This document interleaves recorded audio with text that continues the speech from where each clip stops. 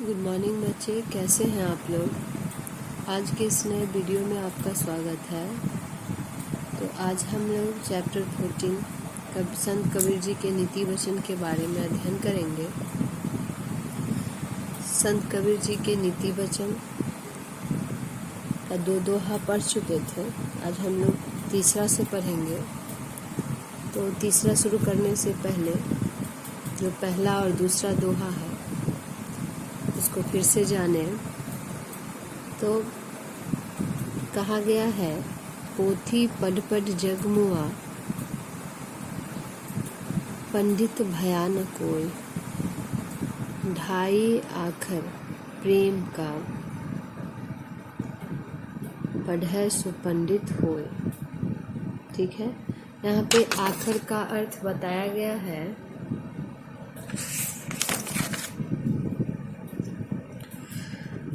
आखर का अर्थ अक्षर होता है। प्रेम का प्यार पंडित अर्थात विद्वान को बोला गया। जग संसार, पोथी पढ़ पढ़ अर्थात पुस्तक को पढ़ पढ़, पोथी पढ़कर संसार में बहुत लोग मर गए, मृत्यु को प्राप्त हो गए हैं, लेकिन वह पंडित नहीं बन सके। सभी लोग विद्वान न हो सके। ढाई आखर प्रेम का, पढ़ै सो पंडित हो।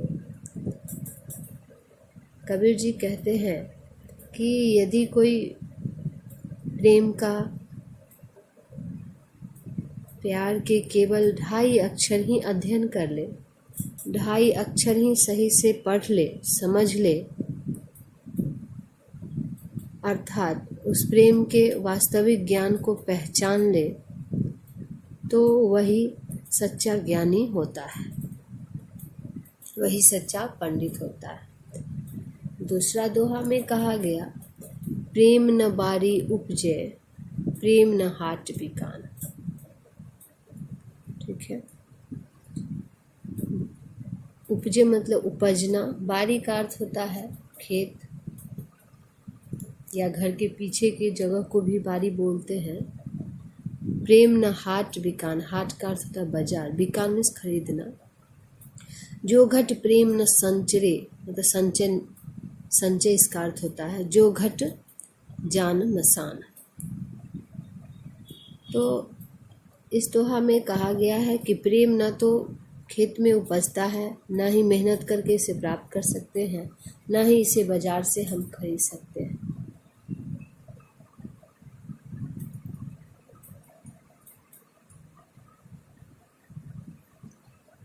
जो घट प्रेम न संचरे, जो अपने हृदय में प्रेम को संचय करके नहीं रखता, प्रेम को सहेज के नहीं रखता, उसका जीवन शमशान के समान सूनापन और भयावा हो जाता है। ठीक है, जो घट जान मसान, शमशान के समान सूनापन और भयावा हो जाता है। क्या कहा गया इस पंक्ति में? इस पंक्ति में बताया गया है, संत कबीर जी कहते हैं कि प्रेम को हम प्रयत्न करके मेहनत करके पैदा नहीं कर सकते, अर्थात उपजा नहीं सकते, उगा नहीं सकते, और न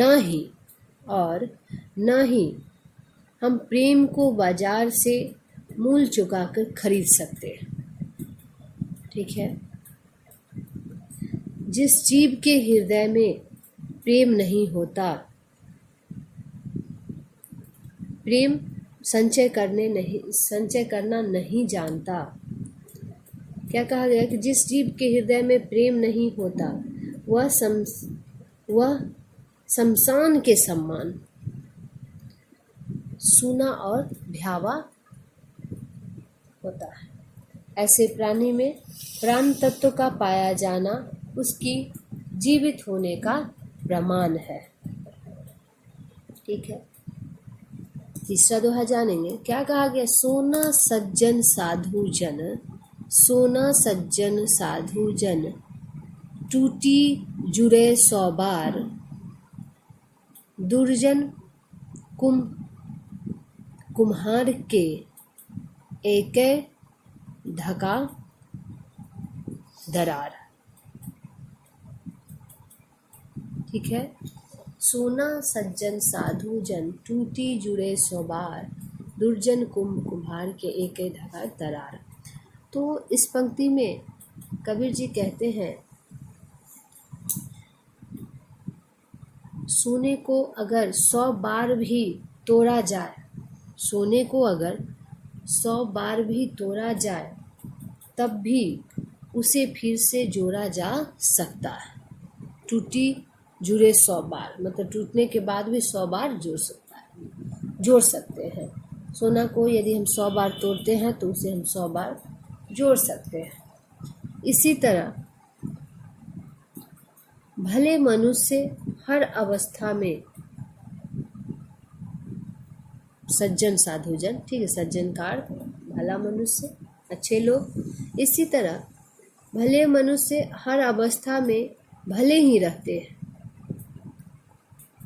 इसके विपरीत